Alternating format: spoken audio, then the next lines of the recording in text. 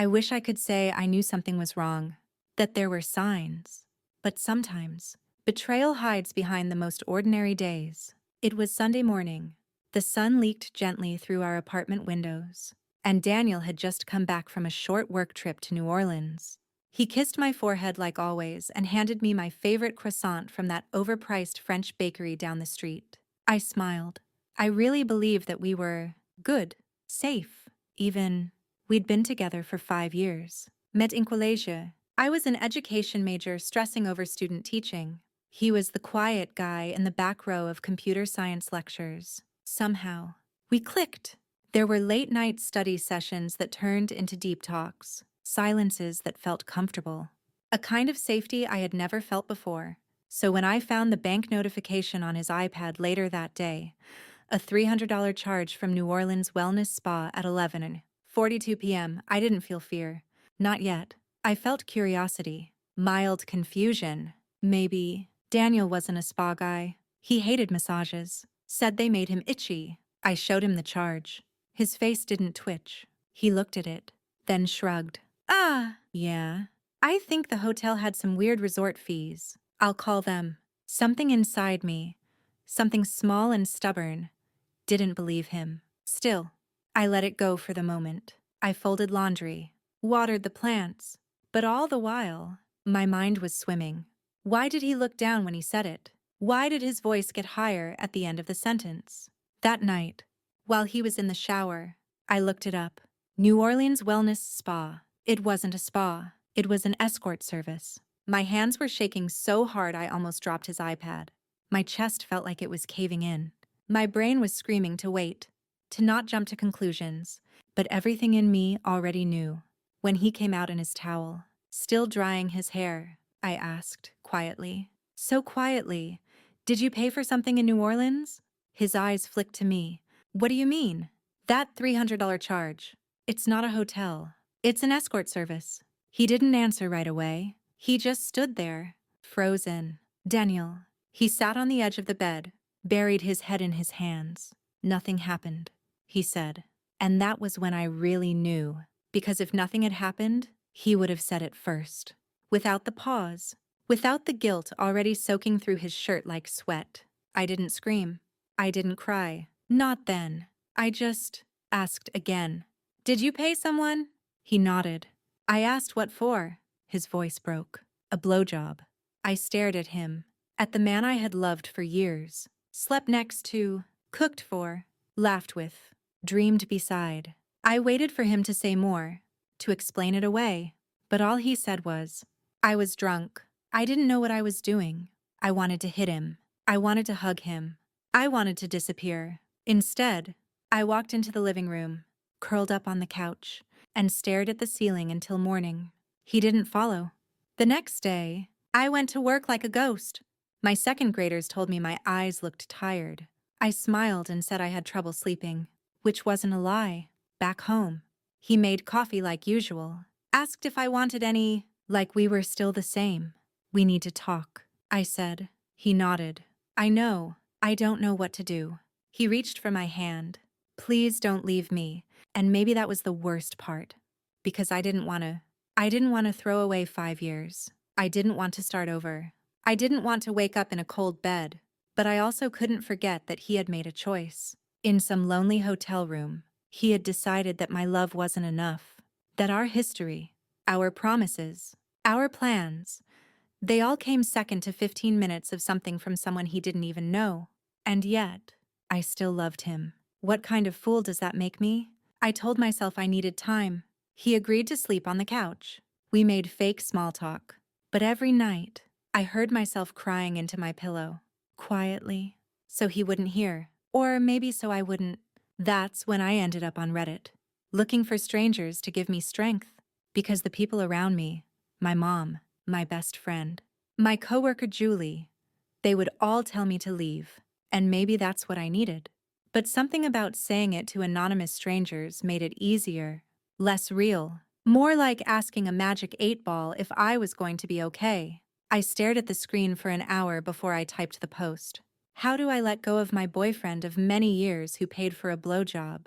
And once I hit post, I waited for answers, for clarity, for the push I couldn't give myself. The responses started rolling in within minutes. Some were blunt. Leave him. Once a cheater, always a cheater. Others were more gentle. You deserve better. Elena, it's okay to grieve, but don't stay stuck. But the one that broke me said, you're not weak. You're just human. Loving someone who hurt you isn't pathetic. It's real. But staying with them might break you more than leaving ever will. I read that one 10 times. I think I whispered it to myself like a prayer that night. The next few days blurred. He tried to act normal, made dinner, picked up groceries, even folded the laundry without me asking. It was like watching someone try to glue together shattered glass. The shape was there, but the cracks still gleamed under the light. In the quiet moments, I started replaying everything. All the years, all the signs I ignored. There were the late nights when he stayed at work finishing code. The weekends he suddenly needed to clear his head alone. The time I found a text from someone named D with a winky face, and he said it was just a joke from a coworker. I had wanted to believe him so badly then. I did. Love makes you blind, but sometimes it also makes you mute. I saw red flags. I swallowed them like pills, hoping they'd cure themselves. I thought back to our early days. College. Cold pizza at midnight. His nervous laugh when I first asked him to dance. The way he used to look at me, like I was the only person in a room of hundreds. When did that look fade? Or did I just stop noticing? We used to dream together. About a small house with a garden. A dog named Bean. Sunday mornings with music and pancakes. He once told me he could imagine us growing old together. Wrinkled hands. Still holding on. That version of him. That version of us. Where did it go? One night, I sat on the floor of our bedroom, surrounded by shoeboxes of old photos and ticket stubs. A crumpled movie ticket from our first date. A napkin from a diner where we carved our initials into the wooden table. A Polaroid of us on a beach trip. Me laughing as he chased a seagull like a child. I stared at those memories, wondering if they meant anything to him anymore, or if they had faded into background noise. Like static on a broken radio. He walked in and found me like that. Knees pulled to chest, eyes rimmed red, and for the first time since the confession, I saw tears in his eyes too. Elena, he said, kneeling down. I know you don't believe me, but I hate myself for what I did. I didn't say anything. I couldn't, he continued. I didn't do it because of you, or us. I don't even know why I did it. I felt empty, like something was missing. But it wasn't you, it was me. I almost laughed. That line sounded like something out of a breakup movie. It's not you. It's me. How convenient. But he looked so broken, so sincere. That part of me wanted to believe it. Still, I asked, why didn't you just talk to me? Tell me you were struggling. His answer was a whisper, because I didn't want to admit it. I didn't want to be seen as weak. You've always been the strong one. Me. Strong. I hadn't felt strong in weeks. I hadn't even been able to walk past our bathroom mirror without flinching, afraid I'd see someone pitiful, someone unloved. But in that moment, I realized something. Maybe I wasn't weak. Maybe staying and pretending everything was fine. That was weakness. Leaving. Facing the unknown. That took guts. After he went to sleep, I stayed up reading more Reddit comments. One stood out. You can love someone and still leave them. Love isn't always enough. It hit me like cold water, because I still loved him. That part hadn't changed, but maybe it didn't matter anymore. A week passed. One long, aching, dreamless week. I thought time would blur the edges of the pain, that if I went through the motions enough, work, sleep, smile, nod, it would start to fade. But grief clung to me like a second skin, invisible, but suffocating. Daniel kept his distance. Mostly, he slept on the couch like he promised, cooked silently, left notes with soft thinking of you messages. It might have been sweet, if it hadn't come from someone who had shattered me. On Friday evening, I sat alone in the kitchen, staring into a cup of untouched tea. That's when my phone buzzed. Julie, my coworker. Julie, wine and girl talk tonight. My couch. 7 p.m., no excuses. I hesitated. Part of me didn't want to speak, to relive it all, but the other part, the part that still wanted to feel like myself, grabbed my coat. Julie lived just a few blocks away. She greeted me with a tight hug and a bottle of red that looked like it came from a shelf labeled "Emergency Heartbreak Only." I told her everything: how I found the charge, his lie, his confession, my numbness. She didn't interrupt, just listened. And when I finally broke, sobbing into her throw pillows, she whispered the one thing no one else had said to me yet. "You don't need to forgive him to be free." Elena. That stuck with me. We drank until the wine dulled the sharpest edges. Then she offered to let me stay over. But I wanted my own bed, or at least the illusion of it. When I walked into the apartment, it was dark except for the soft glow of the TV. Daniel was asleep on the couch, remote still in hand, face turned toward the cushions. I moved quietly to the bedroom, trying not to think. But something caught my eye on the side table. His phone, unlocked. I stared at it for a second. My stomach twisted. I hated the idea of going through someone's phone. It felt like betrayal. But hadn't he already betrayed me? My fingers moved before I could stop them. Notifications. A couple emails. A text thread named Greg. Work at the top. I tapped it, and I froze. It wasn't Greg. The messages were from someone named Madison. They weren't sexual. No pictures. No direct mentions of the incident. But the tone. It was flirtatious. Familiar. And the most recent message, sent the night before, was a casual, "Missing you. Next trip soon." I dropped the phone like it burned. My chest hollowed out. Again. I walked into the living room and turned on the light. Daniel stirred, groggy. "Elena, what time is it? Who's Madison?" I asked. His eyes snapped open. "What?" "Don't lie," I said, voice flat. "I read the texts. She said she misses you." He sat up slowly. It's nothing serious. Just someone I met during your trip." He looked down. My hands trembled. "So it wasn't just one mistake, was it? You kept talking to her." "I didn't do anything with her after that night," he said quickly. "I swear. I didn't want to feel alone." That word again. Alone. I laughed. Sharp. Bitter. "You weren't alone. Daniel, you had me." He reached for me. "I know. And I don't deserve you. But please, don't give up on us." That was the moment. The switch. Because in that instant, I saw us for what we really were. Not a couple going through a rough patch, but a memory of something that had already ended. I stepped back. "I'm not giving up on us. I'm letting go of something that already broke." His face fell. "You're really going to leave?" I didn't answer. I walked into the bedroom, pulled out a suitcase, and for the first time in weeks, I felt clarity. Not peace. Not yet. But clarity, because sometimes the truth doesn't set you free right away. It rips you apart first, and only after the wreckage do you find the space to breathe again. I moved out the next morning. There wasn't a dramatic goodbye. No shouting. No dramatic tears. Just silence, and the quiet thud of my suitcase wheels rolling across our apartment floor. Daniel didn't beg me to stay this time. He stood in the kitchen doorway, eyes hollow, lips trembling. I didn't hug him. I couldn't. My arms weren't made for holding ghosts. I moved into Julie's guest room, a tiny space with mint green walls and too many throw pillows. She offered me wine, popcorn, and the kind of warm silence that only true friends can give. The first few days were a blur. I called in sick to work, lay curled up under unfamiliar blankets, and cried until my throat burned, not just for him, but for me. For the version of myself that believed we were forever. For the girl who mistook being needed for being loved. It's funny how grief works. You think you're crying because someone betrayed you, but really, you're mourning a version of the future that no longer exists. The wedding that will never happen. The dog you won't adopt. The inside jokes that stop being funny the moment they belong to a stranger. I deleted his number, blocked Madison, threw away the concert tickets we'd planned to use next month. I even took off the necklace he gave me for our anniversary, the one I swore I'd wear forever. I still couldn't sleep. Every night I found myself replaying memories like a movie on loop. His laugh when I burned pancakes.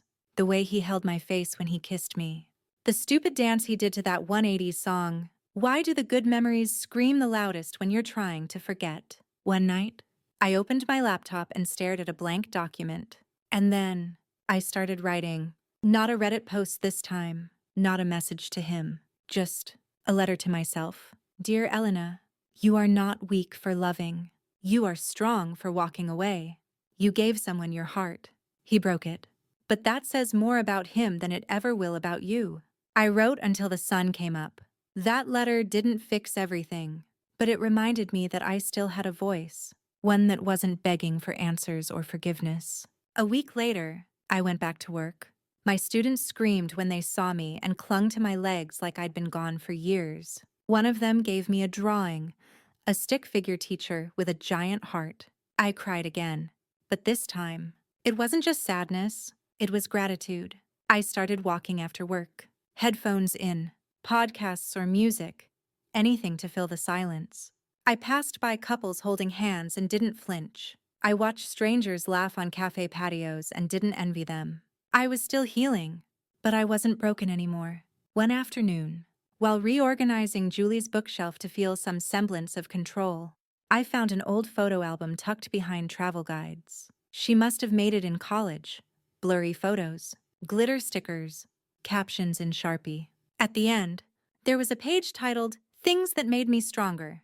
It had cutout quotes, song lyrics, and a sticky note that said, "Sometimes we don't get closure, we give it to ourselves." I read it again and again, and I realized I didn't need Daniel to apologize one more time. I didn't need Madison to vanish or karma to do its job. I just needed to accept what happened, feel it fully, and then let it go. That night, I took out my phone and typed one last message in my notes app. Loving someone doesn't mean you have to stay. You can still love and walk away. And I did. A month passed. The apartment started to feel less like a crash pad and more like a soft place to land. Julie, bless her, gave me space when I needed it, and dragged me out for sushi or wine when she knew I didn't know how to ask. My mornings returned to something resembling normal. Coffee, lesson plans, the tiny chaos of second graders. And slowly, the ache that had been living in my chest began to soften, not disappear, but shrink into something I could carry without it drowning me. One Saturday, I visited a plant nursery. I hadn't meant to. I was just out walking, killing time before meeting Julie for brunch, when I passed by a little shop with green vines spilling over the windowsills. I went in. The air smelled like dirt and sun. Calm. Alive. I walked past rows of ferns and succulents, letting my fingers brush against the leaves, and stopped in front of a tiny jade plant. Resilient, slow-growing, needs very little to survive. But when it's happy, it thrives. I bought it. I named it Grace. I didn't tell Daniel. Truth be told, I hadn't spoken to him since the day I left. Not once. He sent a couple emails early on. Apologies. Explanations. Hopes for someday. I never answered. Not because I didn't have anything to say, but because there was nothing left to hear. I knew what I needed now. That clarity I had in those first days, the voice that said you are allowed to walk away, had grown louder. It was no longer a whisper. It was the version of me I had long buried under compromise and forgiveness and second chances. I started doing things I hadn't done in years. I took a solo weekend trip to Santa Fe and wandered through art galleries like I had all the time in the world. I joined a pottery class. I sat alone in cafes with a book and didn't feel awkward. I found myself laughing more and crying less. I didn't rush to fill the space Daniel left behind. That wasn't the point. This wasn't about moving on to someone new. It was about moving back to myself. But healing is never linear. Some nights, I still missed him. Or maybe I missed the idea of him. The comfort. The version of us that I thought was real. But even in those moments, I didn't want to go back. Because I had finally learned something no one ever teaches you. You don't have to be angry to leave. You don't have to hate someone to know they're wrong for you. You can love someone deeply and still say, "This is not enough." That's what I did.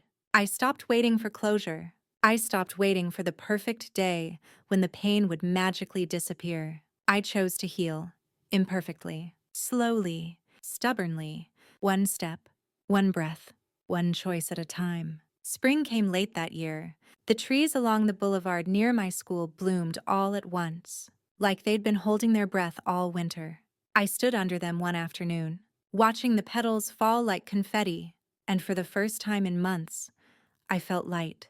Not fixed, not perfectly healed, but lighter.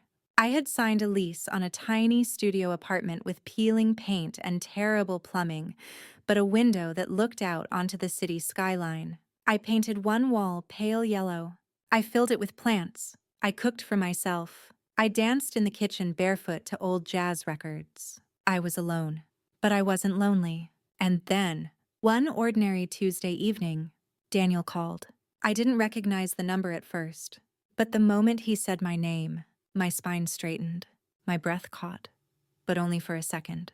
"Elena," he said, "I know I'm the last person you want to hear from." He wasn't wrong. I just needed to say one more thing. He continued, "You didn't deserve any of it. Not the lies, not the hurt. And I hope you're doing okay."